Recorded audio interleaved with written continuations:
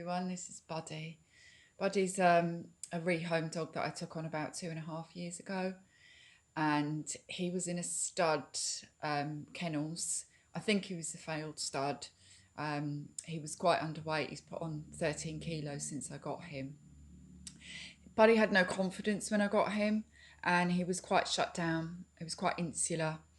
I used to take him out for walks and sit outside coffee shop and stuff like that. And I wanted him to look around at his environment because he'd shut down his senses. He wasn't listening. He wasn't sniffing. He wasn't looking around at things. So I wanted to encourage him to sort of start taking in his environment, but he didn't want to look around. He just wanted me to fuss him all the time, and he would lean into me, and he would paw at me, and he would face me. He would look down. He'd do anything. Just anything to avoid looking around at what was going on around him. All he wanted me to do was fuss him. But I found this difficult, but I knew that I had to ignore him, and I knew that I had to try to help him stay present in the moment. So I didn't give him any attention when he was feeling like that, when he was feeling insecure and needy.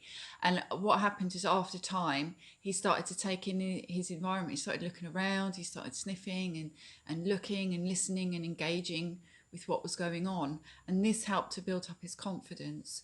So I think it's important that we don't reward the behaviours we don't want in dogs, and we encourage the behaviours we do want.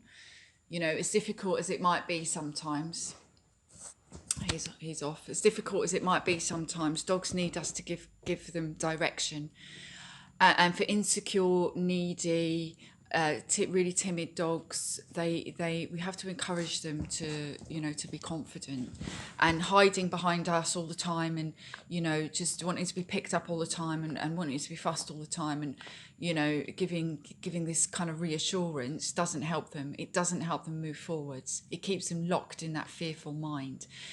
So if you've taken on a rescue, and you've got those sorts of behaviours, is something for you to think about. Buddy's doing really well now. He's quite a confident dog. He's still quite timid.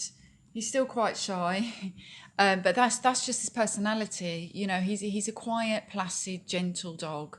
He's not very outgoing. He's not pushy. He likes to keep himself to himself. But he's got a lot more confidence. So when we go out, he loves sniffing, and he loves to sort of meet people, and he's quite comfortable being out and around sounds and things like that. If I'd have just continued to fuss him and pet him and try to reassure him when he felt scared, he'd never have got over this.